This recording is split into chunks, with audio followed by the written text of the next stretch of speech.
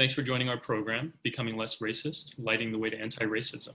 I'm your host, Simran Jeet Singh, and I am super excited today to be joined by the Reverend Dr. Jennifer Harvey. She's a scholar, she's an activist, and she's the author of the New York Times bestselling book, Raising White Kids, Bringing Up Children in a Racially Just America. And I was just telling her before we went live that I read it in the past few days, and I really wish I'd known about this book before my own kids were born a few years ago. There's some incredible insights and advice in here. I'm excited to dig into the question of how we raise anti-racist kids. We'll talk more about that shortly, but before we do, I just want to give you a word on the program. Our vision is to offer you two things that we believe the world needs badly right now. First, we want to offer you insight into what's actually going on with racism. And that's why each episode focuses on a particular aspect of racism and helps us go through it. As James Baldwin so beautifully stated, if I love you, I have to make you conscious of the things you don't see.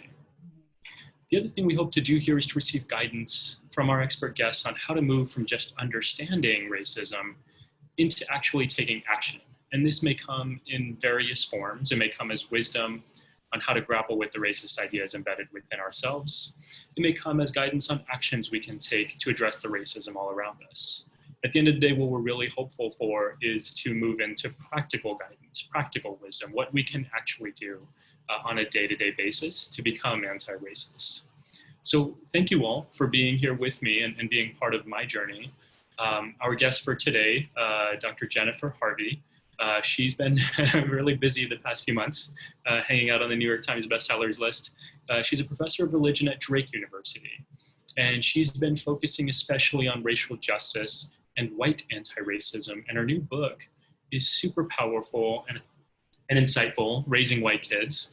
I think has a lot of wisdom to offer parents of color as well as white parents. And I think at the end of the day, there's not enough conversation on how to raise race-conscious kids. And so I'm so grateful to her. Thank you, Dr. Harvey, for being with us today. How are you doing? How are you holding up? I'm doing okay right now, and I'm so glad to be with you. So thank you so much for having me and for making time to engage and for the work you're doing. We need it. Of course, no, it's a pleasure, and it's a pleasure to be in your company. I want to jump right into it and ask you, start with a personal question.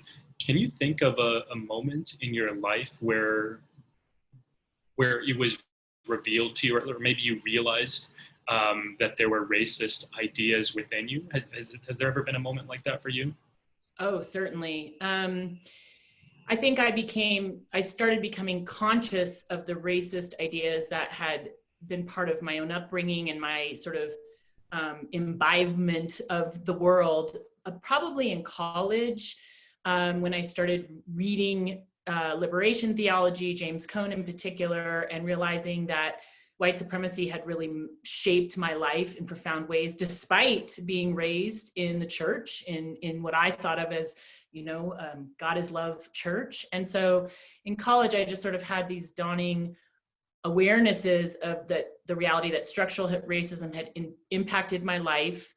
And then I could go back and think about times in my life where I'd had then racist perceptions of people like that at the time I didn't recognize as racist, but as I became conscious of what racism was, I could go, oh, wow, that was an interpersonal racist moment that I had in high school, for example. So it's sort of almost like waves that, like the ocean, kind of waves of awareness that have continued to wash over me since that time in my life. Yeah, that's so interesting. So part of becoming conscious to racism is not just seeing it in the present, but there's a process of unpacking it in retrospect, I guess is what you're saying. There has been for me, certainly, just thinking, I've been sort of consciously at this work for almost 30 years now, but I will still have moments where a memory will flicker and I'll go, oh my gosh, like that's what I thought, or that's how I interpreted that. And I mean, it's just incredible to me, the depths and the layers of racist ideology, how much it forms who we become because of the ways it's in the environment. Yeah, I appreciate that. And it's been this interesting experience of, these episodes as I've been talking to folks and they're sharing their experiences, and each time it's almost like something pops up in my memory bank and it's like, oh yeah, you right. remember this you never really thought of. And yeah, it was messed up. Yeah. It's like excavating and excavating and excavating. I mean, I'll be doing it for the rest of my life, I'm sure. Right. Yeah. Yeah, I appreciate that. So let me ask you, I want to get us into the conversation on parenting, and I guess the first thing that you really bring up in the book that I really, that was like an aha moment for me was around this idea of colorblind parenting. Can you talk a little bit about what that is and where it comes from? Sure. So, I mean, what so-called colorblind parenting is this, or colorblind, even if it's not parenting, colorblind thinking is this notion that not only can we be taught not to see difference or see colors, which is in the United States tends to be a proxy for race, though it's of course more complicated than that. But we shouldn't see color because it's bad to see color, and it's a win if we just look at people's humanity without noticing color. And I think in some ways, the best sort of intention I can put on it is it comes out of a misreading of what Reverend Dr. Martin Luther King Jr. was talking about when he said, I don't want to be judged by the color of my skin, but the content of my character. I think so-called colorblindness is kind of a very, very serious misreading of that, based on also misunderstanding that if we just stopped noticing color, racism would go away. So coming out of the civil rights movement, but it's never been an adequate or a fair interpretation of what King or other civil rights activists were talking about. Okay, so just walk us a little bit more through that. I guess for me, I was raised with colorblind parenting, and I think I do a bit of it myself. And so the question is, what does colorblind parenting do to our kids' psychology that might be problematic? So in other words, what's wrong with the colorblind outlook? Yeah, that's a great question. It's a really important question because the pressure to do so-called colorblind parenting is so serious and pervasive in US American culture. It does a number of things. One, it confuses the idea that if we don't see difference, which again, so one problem with it is we literally cannot not see difference. And so within a parent-child relationship, it immediately confuses, I think, the dialogue and conversation and relationship between a parent and child. I liken it to if I tell my child every day, oh, the sky is green, and my kid is going, okay, I'm really pretty sure the sky is blue, but I insist on that long enough, eventually my kid will be like, yep, mom, the sky is green. And then, but then they're like, there's like a mistrust, a sort of taboo around correcting me that, in fact, I see that the sky is blue, mom. So it's sort of miswires in a particular way. The other thing it does that's really serious is that it's based on this idea that there's something wrong with difference. And we don't think of it that way, but if I tell my child, don't notice color, I'm giving them this message that there must be something wrong or bad with color, right? And typically when we say that, we're talking about darker skinned people. And so subconsciously what our children hear is, oh, there's something wrong with having dark skin. We're going to be nice and not point that out, right? And so it's this very, very powerful but subliminal message that there's something wrong with not being white, because typically it comes out of, again, as you say, if you were raised with it and, maybe have some of it, it's not that it's only white folks that do this, but it tends to be a very kind of whitened way of seeing that there's something wrong with difference. We shouldn't talk about it. And so then it also, the third very serious thing it does for kids is if we want our children to be able to challenge racism, grow an anti-racist moral imagination, that rests on the condition that they can see race and talk about race in meaningful ways. And if we've just said, don't be colorblind, everybody's the same, we've literally disabled the possibility of them building toolkits to grow anti-racist moral imagination. We can't do that if our kids can't talk about race, and we can't talk about race without talking about difference. And so that's in terms of anti-racist growth is probably the most serious consequence of it. That's really interesting. In our last episode, we were with Kathy Joshi, and she has this new book called White Christian Privilege. And one of the things she talked about is the optical illusion. And it's a way for her to talk about how hard it can be to observe the things that are right underneath our noses because they're so normative. We're so conditioned to think of them as normal. So you're talking about how we see whiteness as the default. And so when we're talking about color blindness, whiteness doesn't even really apply there. Yeah, absolutely. I think that sort of, I think color blindness, if I'm understanding her notion correctly, would sort of contribute to literally our inability to see what's right under our noses. And then we raise kids to do that too. And so if we sort of double down on that from in their early developmental years and on, well, then I shouldn't be surprised when I get 19-year-old college students, white students in a class with Black students and Latino students and Asian American students. And my white students are like, what do you mean racism is real? Because they've formatively, literally, not just intellectually, but like formatively developed this, have been underdeveloped in terms of a capacity to literally see not only, well, they see race, but see racism and see themselves as having a race. Like it's just developmentally, powerfully harmful. Yeah, and I see a question coming in from Neha that's along the practical lines, and Neha, I promise we'll get to that. I want to ask that question. I want to ask a couple other questions to dig in a little bit more here around color blindness. I guess one other way of asking this question is what's so attractive about this idea of color blindness? Like we hear from politicians all the time, I don't see race, I don't see color, and that's their way of saying I'm a progressive or I'm not a racist, I guess is what they're trying to say. Yeah. And so what's really drawing us to that kind of language? Like I've been drawn to that language, and so why is that the case? So I think part of the reason we're drawn to it is because we do want some sort of universal values that we can stand on, right? And so if we talk about it, it can be helpful to talk about it with the language of equality, right? So a lot of times I think when we're saying be colorblind, what we are saying is everybody has innate dignity, everyone has innate equality, and so everyone deserves innate respect regardless of differences.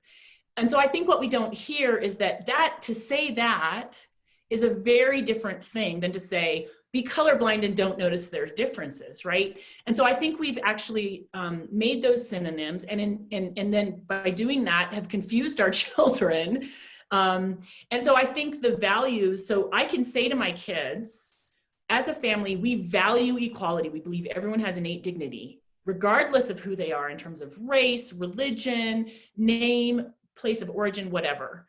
And then we need to take the second step and say, the reality is, though, we live in a world or a society where not everyone experiences that respect, right? So everyone is innately equal, but not everyone experiences equality out in the world. And those are two very different messages. And we've sort of flattened them into, we're all equal, so therefore be colorblind. So we think we're trying to teach respect, that we don't sort of put people's individual particularness sort of in a column that says, therefore they're a different kind of person, whether good or bad, right? But it's a shorthand that just doesn't work. And so, psychologists have made very clear, social scientists, that developmentally children also don't understand what it means, right? When we say we're all equal, they don't know what that means. And meanwhile, they are able to perceive in their communities the way racial differences do translate into different social status kinds of experiences. And so it's no defense to them against internalizing racist ideas, because our kids internalize those very, very, very young.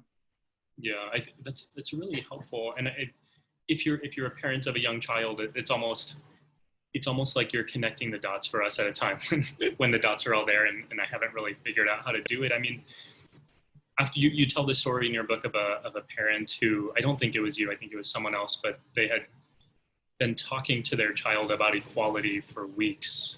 And then at the end of that, at some point, weeks later, the child said something like, what does equality mean? Yes. Yeah, I mean, that's such an abstraction.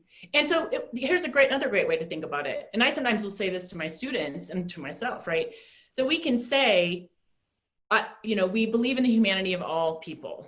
Yes, of course, that's a value I ascribe to, the innate dignity of all human beings, regardless of race, gender, religion, etc. Have you ever met a person who didn't have a gender, a race, a name, a hair texture? We have never met that person, right? We always engage and experience people's humanity through the particularities in which they show up. And so it's this complicated way that our kids, we're using these really abstract universal categories that even we adults don't really operate from. Like I can say I value humanity, but I only experience human beings through all our beautiful differences, right? And so our kids need us to break that down for them a little bit if we are committed to their anti-racist moral capacity. Yeah, let me ask you this. I didn't think about this while I was reading, but just sitting here talking to you, when we teach as pedagogy, we're taught to scaffold, right? You sort of build up people's understanding, and I think about that with my own children. That I think one of the most dangerous things you can do in parenting is give your kids a conception of the world that is false, and then at some point pull the rug out from under them.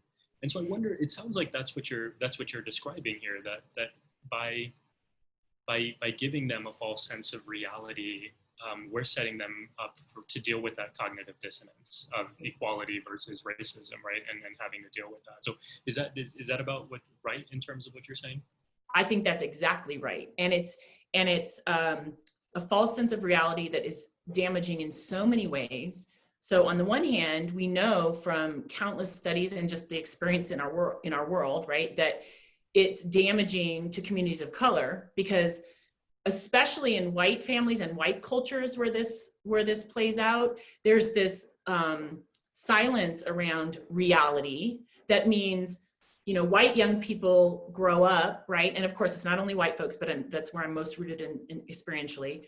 And then they engage, youth of color or 20-something people of color who have had radically different, not just radically different experiences, but have been told radically different truths that are more aligned with reality. And so then this cross-racial dialogue happens where white youth are like, what do you mean police brutality is real? I don't know anything about that. And appropriately, youth of color, I'm thinking about my college classrooms, right? They're like, they can only experience that as white hostility, right? To have their experience so erased. They don't know necessarily that these white 19-year-olds have literally been given a false description of reality for 19 years. And so we've made racial alienation worse because in white family constructs, we have not done our job to equip our kids in the same ways that people of color communities of color tend to be equipping theirs. Then the other way it's damaging is that I've watched over and over again, and I experienced it myself painfully in my early 20s, that when white youth do start to get in touch with reality, many times anger, a sense of betrayal, my parents lied to me, my teachers lied to me, that is so, it sort of can wrench white families apart if youth decide to journey towards a different consciousness, because there's a real sense of betrayal that happens. And I certainly experienced that in my early 20s, and it was very painful.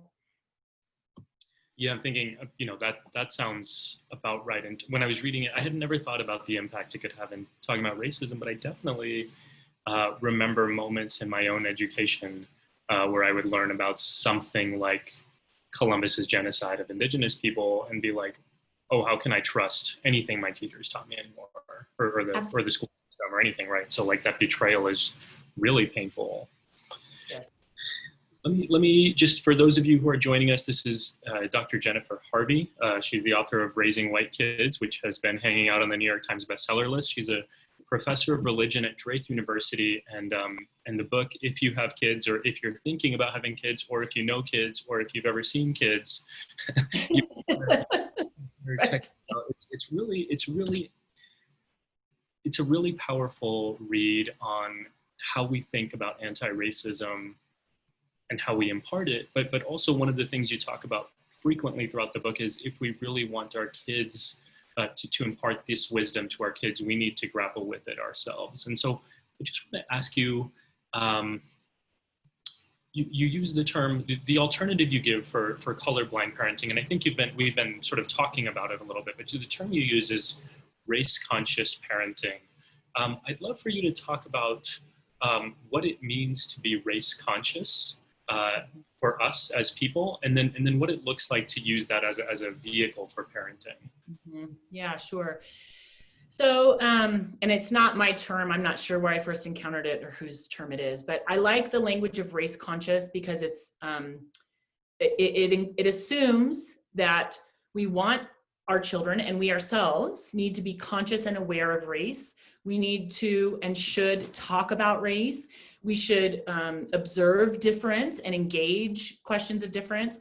But I like it because it's also different than diversity, which of course has more and more credence, and is improvement certainly over color blindness, but still doesn't necessarily bring in a kind of anti-racist possibility, and doesn't kind of get at what white folks who are kind of in this weird position of, if we're equality and justice minded, but we're benefiting daily from white supremacy, we have this sort of, I think of it as a conundrum, this conundrum journey that can be different. So race consciousness, I think of as race conscious parenting is race and justice conscious parenting, where we want to teach our kids, develop their capacity to literally just be able to talk about difference in race in a way that, like, when those of us who've been raised in colorblindness start to be challenged or invited to talk about race, we literally can get like physically uncomfortable because it's been so embodied, part of our formation and our embodiment. So I want my kids to never be uncomfortable to talk about race. So I want to develop that very young. I want them to recognize that race is in our society is used and sort of tethered to unjust systems, and that our individual racial identities do not have to determine our relationship to those systems. So what I mean by that is I want my kids to say, be facile and able around questions of race and racial difference.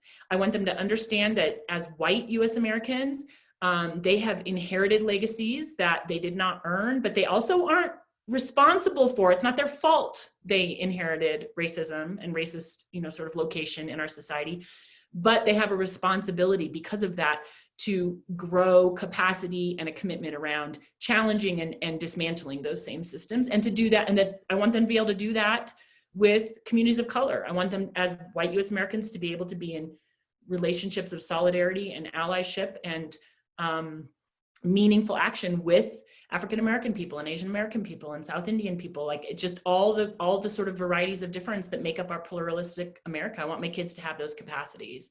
So that's what race and justice conscious parenting for me is, and there's different developmental pieces that we need to grow at different stages of our children's lives. That's great. That's super helpful, and I want to get into a couple of examples to help have you walk us through scenarios. But before I do, something you just said really sparked a thought for me that I think would be illuminating for folks. You talked momentarily, and you talk about this in your book about how the idea of diversity doesn't really leave space for white folks, and it's creates a strange situation, and you talk about white identity and all this, how the conflation of white identity and white supremacy is just so hard to disentangle. So I want to get at that by asking you a more provocative question, and that's to say, raising white kids, like let me say it in the most provocative way possible. You specifically identify your audience in this book as white parents who are raising white kids. And so can you talk us through momentarily, like why is it not racist to say that you are focusing on a white audience, white parents, white kids? Yeah. Well, it's not innately racist, which is not to say I could not still manifest racism as I try and do that work, right? Because that's always a risk. But it's not innately racist because naming the reality that race means things in our world, right? Collectively, it creates tendencies. Of course, one African-American person may have a radically different experience than another African-American person. So we always need to recognize we're talking about tendencies, generalities, but race is a meaningful social category in our society. And talking about that is not innately racist. It's actually it's essential in being able to engage in anti-racism. And alongside of that, it is simply true that someone born and raised as a white US American person, given that race means something in our society, tends to have a very different experience, and we certainly inherit different legacies than do diverse communities of color, right? And so it's not innately racist to focus on that. Now, of course, that doesn't mean in an exclusionary way. I think, and I talk about this all the time, that the conversation about how parents are socializing and raising white children, that's a multiracial conversation because everybody is impacted by that and everyone has some expertise on what we should be doing. So it would be racist, I think, to say this is only a conversation for white parents, right? No. But the focus is on white socialization because something distinct and different is happening in general with white socialization around questions of racism and white supremacy than tends to be happening among communities of color and families of color. And so it's a unique set of problems, development of challenges, specific sort of theoretical models that we've got to get able with kids who can be part of diverse communities in just and mutual ways. And so to name what actually is and describe that and contend with it, that's just truth. It's not racist to acknowledge what is actually happening. But again, that doesn't mean I couldn't end up saying or doing racist things as I try and engage in that work, right? That's always a risk. And so I'll never pretend, humility in this work is really, really important. Yeah, I appreciate all of that. And I think the question comes out almost for selfish reasons, right? Like all the time people, not all the time, but it's often enough where people will say something like, oh, you talk so much about race and racism, you're obsessed with race, you're obsessed with racism, you're more of a racist than anyone. And so this idea, this argument, it seems bizarre to me, and it's also hard to contend with, and you do it so well in your book. And I think one of the things you just said now that really makes sense is the reality of how whiteness shapes our cultures. Like even as I'm reading your book, so many of these things pertain to me because I also have been impacted by whiteness and white aspirationalism and all these sorts of ideas. So it's really helpful. One of the ones that really stuck out to me, and this is to get us into the scenarios now, was you gave this example of a kid at a grocery store pointing out, a white kid at a grocery store, I think, pointing out a black person and their skin. I think it was their hair. And this goes directly to Neha's question. What does a colorblind approach look like in addressing that awkward situation for a parent? And then what does a race conscious approach look, and how do they differ, and what are the different outcomes there? Yeah, so that's like every parent's, especially white parents' worst nightmare is like, we take our kid somewhere and they point it, they go, oh, that person, right? And they point at someone who has darker skin, an African-American person, for example. Let's just use that example. A colorblind approach goes, shh, oh my gosh. And very likely, because of what colorblindness tends to mean in terms of our own discomfort as adults, says something like, oh my gosh, don't point, and whisks that kid away, right? And just says something generic like, it's not polite to point at people. Okay, so what happens, this goes back to that first conversation you and I were having about what colorblindness is, why it's so damaging. Our children, the first thing they go is, oh gosh, I'm not supposed to talk about difference, right? So that shuts down the parent-child. The children develop a taboo. They know very young they're not supposed to talk about race with their parent, with adults in their lives. Studies have shown that. So it breaks that. I'm not supposed to do that. Not supposed to talk about difference. It also communicates, oh, there's something wrong with that difference, right? It was rude to point that out. And so again, assuming that it's a darker skinned person that's being pointed at quickly. And as they get more and more messages supporting colorblindness from our culture, they're going to go, oh, and there's actually something wrong with being Black. There's something bad about that, right? There's also a disrespect that is actually shown to that person who was pointed at, especially if they experienced it. And our kid just watched us. You know, if my child does something rude to the grocery store clerk, I say, hey, apologize. Or, hey, we don't say that. Can you say thank you? Right? And we engage in a human way. My kid just learned that when you do something to a person of color that might be rude, you don't engage it, you just run, right? So a race conscious approach goes, okay, I'm gonna take a deep breath, right, first. I'm gonna know that my anxiety about this is adult anxiety. I am going to still say to my child, hey, it's not polite to point at folks. I might say something like, yes, that person has beautiful brown skin. I might say something like that. I'm going to accept that this might feel hurtful or awkward, or maybe it won't, to the person being pointed at, and that I have no control over that.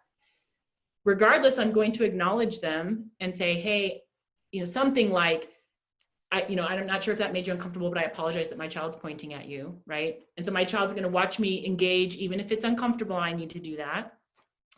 And then I'm going to continue the conversation with my child afterwards and say, yeah, like that person might have been African-American, and, and start to use that as a positive discussion point for saying, we do talk about difference.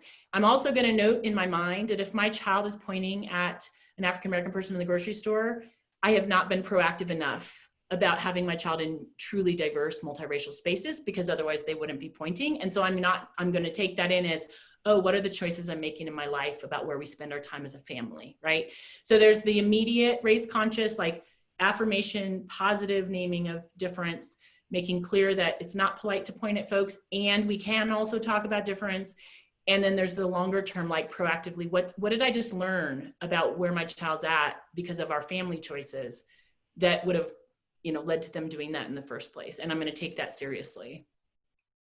Yeah, I appreciate that. I have a follow-up question, but before I get there, I want to share something that this particular story reminded me of, and that's, I guess I could start by saying that it's not uncommon for me to show up somewhere and to have kids point at me and tell their parents, look at the guy in the turban or the hat or whatever,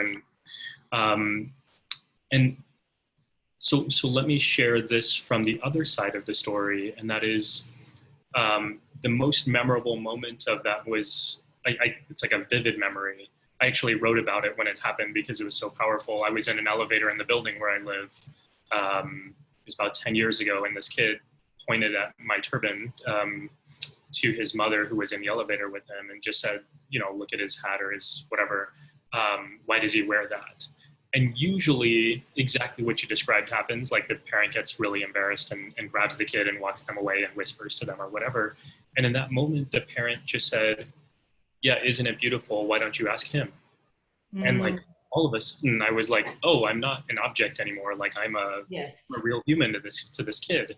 And so like, I don't have any idea what happened to the kid's conception of my turban and I don't care what he thinks about my turban, but for him to see me as human and to walk away the way and to know that his mother in that moment saw me in the same way, like that's the difference, right? Like that's a total difference. It's the difference between colorblind and race conscious. Yes. Oh, thank you for sharing that story. Yes, because there's an experience. I really appreciate you naming what the experience is like then on the other side of that pointing, right? Because and those of us who are white or in any other form of sort of dominant identity don't always know, but more importantly, don't think to actually think about that, right? How do I want to be regarded? And so what might I at least try in terms of regarding another human being that I'm sharing social space with? Yeah. And then on the other hand, right, like I'm not representative of every person of color, and they might not have the same reaction. Right. And so here's a question for you. What are the risks of the colorblind approach versus the race conscious approach? Basically, like what I'm trying to ask you is, in that moment in the grocery store where your kid points and says something about someone's skin color, you basically have two options, right? You either ignore or you engage. Yes. And so if you are to ignore, what's the downside? Right, we've talked a little bit about the upside, or most of us know the upside. It's that you get out of there and make it as minimally awkward as possible. And then there's a downside of, if you do engage, that the person who's sitting there, who you're talking to, might feel a little bit uncomfortable, or they might not like what you say or something. And could you talk us through a little bit about what the risks are? Sure. Yeah. So the risk of the colorblind side, I think we also talked about in terms of, well, you described it like the failure to regard the person who's been pointed at, right? And also the ongoing kind of negativity then getting associated with talking about difference, or with darker skin tones or different racial groups who are other than white, right? There are risks with race conscious parenting, of course. And what I talk about in the book is that there are always risks, but the risks are are likely to have more serious long-term consequences. But there are risks. And so, for example, if we go back to the grocery store example, the person who's been pointed at, I don't know how that person might have experienced the pointing. I can imagine folks who would say, if I said to them, I'm not sure if my child if that made you uncomfortable, but I just want to apologize, right? They might go, yeah, not only did it make me uncomfortable, I don't even want to talk to you, right? Or they might be thinking that. Now I've, of course, risked sort of making them sort of further the experience, right? Different people have different reactions to experiences that we have. Or that person might go, you know what? I'm not uncomfortable that your child pointed. Why would you assume that? I'm very comfortable with the color of my skin. Or they might say, you know what? Thanks for acknowledging me, and I'm not uncomfortable with the pointing, and yet I appreciate that, who knows? And so there's risks of harm to that person that show up no matter what. And some of those risks come from the reality that we are all living, and I talk about this in the book too, these larger racial scripts that have already been written, right? And that we are,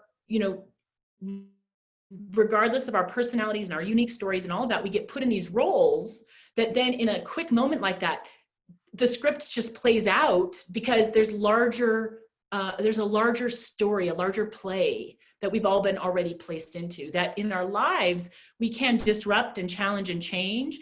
But in a moment, especially encountering a stranger, those scripts are at their most powerful level. And so that's one kind of shows up, right, is what happens to that actual person. I think in that moment, the scenario, there's not that many risks in terms of our kids, the child involved, their ongoing development. I think there's only upsides to actually engaging it in that way.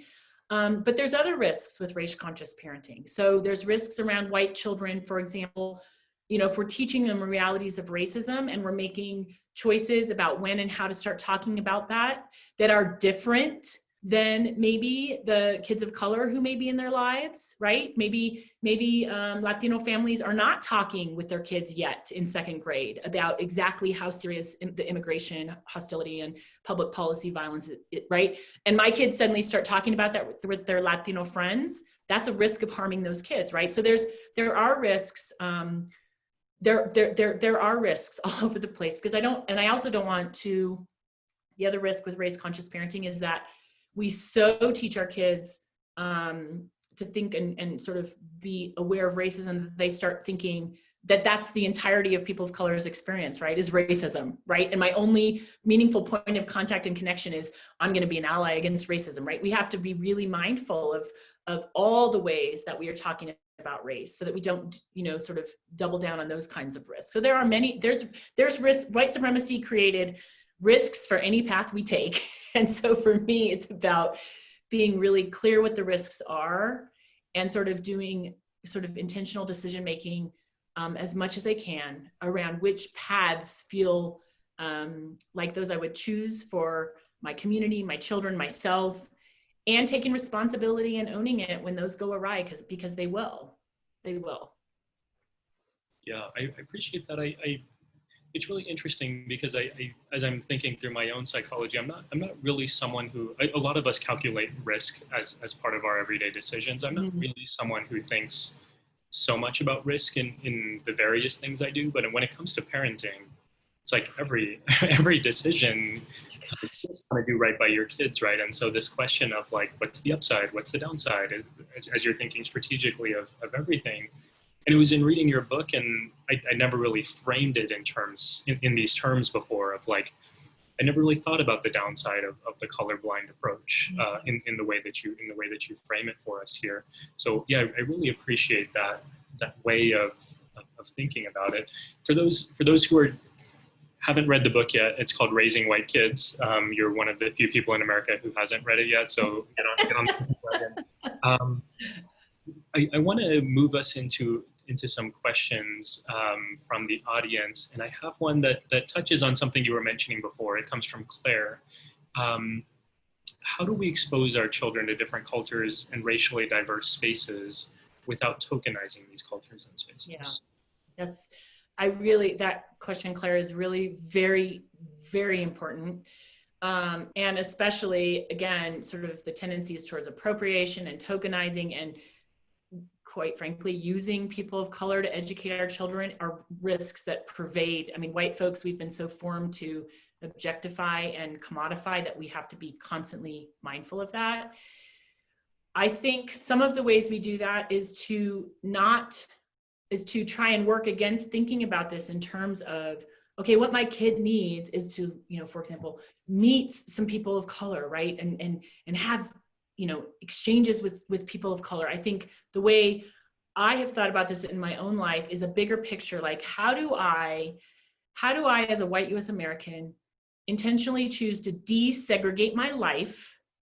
And as I desegregate my life, my family's life becomes less segregated. And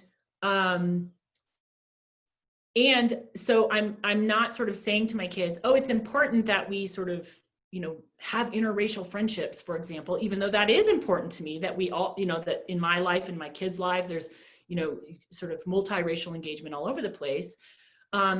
It's a question for me about how do I desegregate my life so that my kids are both watching me and going with me as I engage in civic spaces, right, that are robustly diverse, where the civic leadership there is people of color, that I go there because I'm a member of the civic community. I'm not going there to like learn about Black people or learn about Latino people. I'm going there because I recognize this is my community and I'm part of this community, and I want to be conscious about where I'm plugged in civic engagement.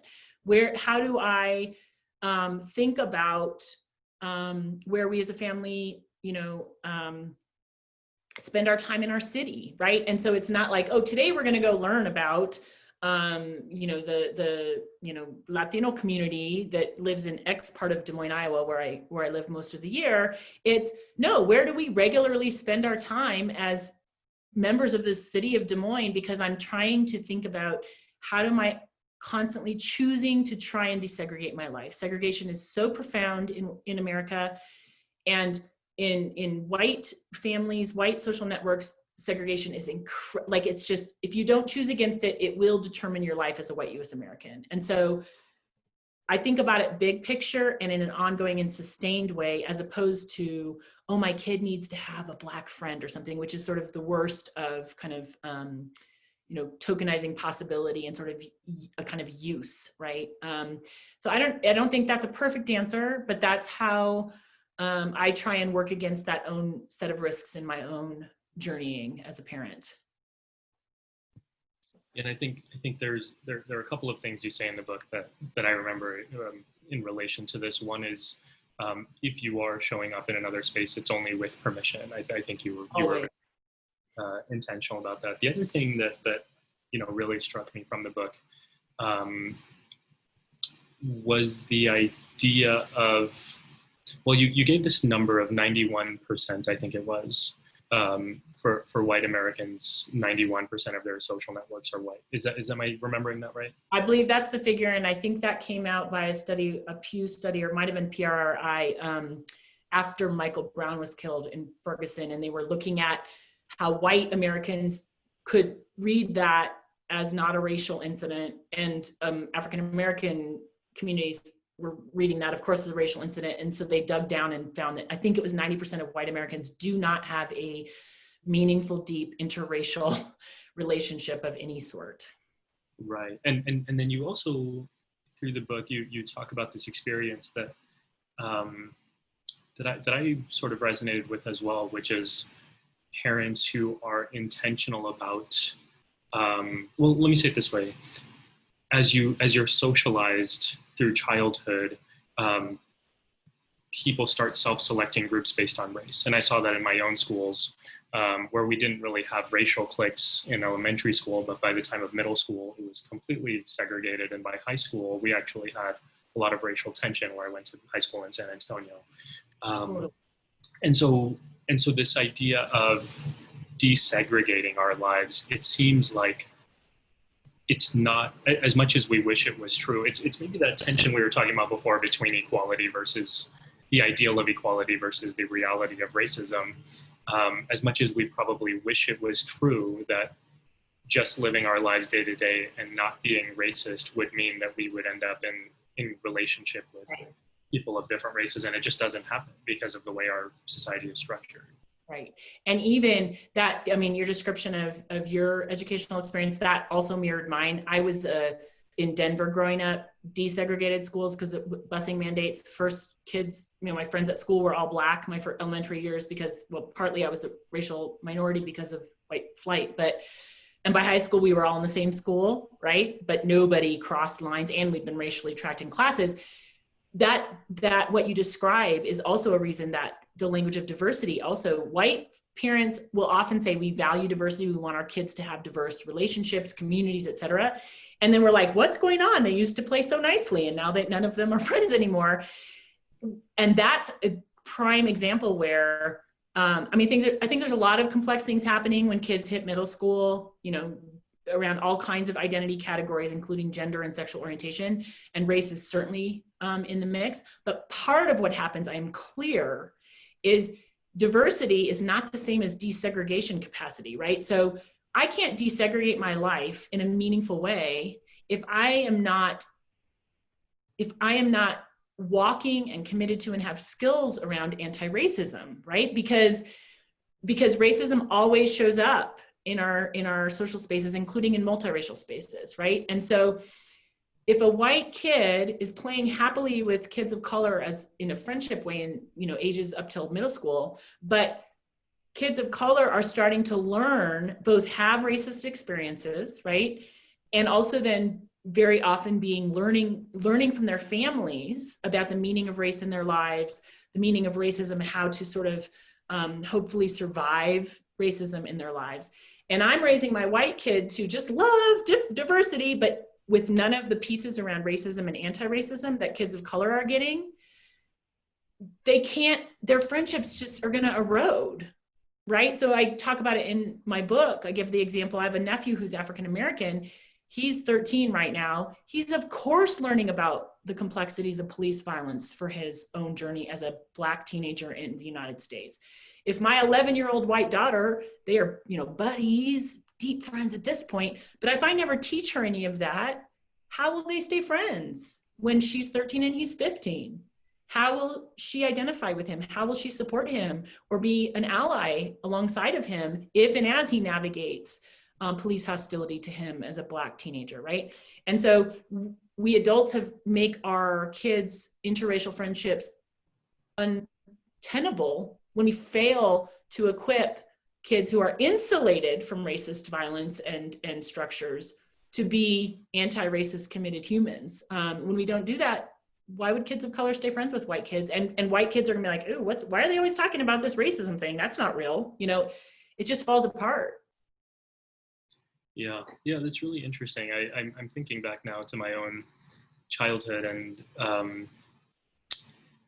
one of the funny things is people today will assume that you were interested in the same things when you were a kid, but like I didn't care about politics at all growing up. Right? None of my friends did. No one in school did. No one in high school did. And so, if we were to frame it as we had different political perspectives, I would say no. Like we didn't even have political perspectives. If you think about political perspectives as just like worldviews and experiences of the world, oh yeah, totally. That explains exactly why we would end up in racial cliques. And like there were no South Asians, so I was kind of an outlier and hung out with everyone. but when I talk to my friends about, you know, why are you hanging out with these folks and not these folks? And they would say, well, they don't get me, right? And that's something I felt myself too, right? Like there's some feeling of belonging that comes with being with people who get you. And it doesn't always have to be people of the same racial group, but it does have to be with people who understand the systems and the structures in some way, in some meaningful way that demonstrates they understand what's happening in your life. Yeah, absolutely. Absolutely. So, okay, I see we've taken a ton of your time. I want to close by offering a comment from Michelle that I see here. She said, I think it's exciting to have a structure that supports white parents in seeing and teaching their kids to see past the optical illusion that white is the norm, the default, to interrogate all the assumptions, the choices, the particular narratives. It feels like critical work. And I mean, I couldn't agree with her more. As I was reading your book, as I've said multiple times now, I wish that I had this sooner, but I'm also so grateful to have it now. If you haven't, Raising White Kids, Bringing Up Children in a Racially Unjust America. So thank you, Jen, Dr. Harvey. Really helpful and enlightening and compelling, and I'm really grateful for your time with us today. So thank you. Oh my gosh, Simran, thank you so much for having me and just for engaging, and again, for the work you're doing in the world to keep this conversation growing among us. We need it. So be well. Thank you. Appreciate it. And thank you all for joining us today. Embarking on this journey together to become less racist. It's been really meaningful for me, and I'm grateful to have you all as company.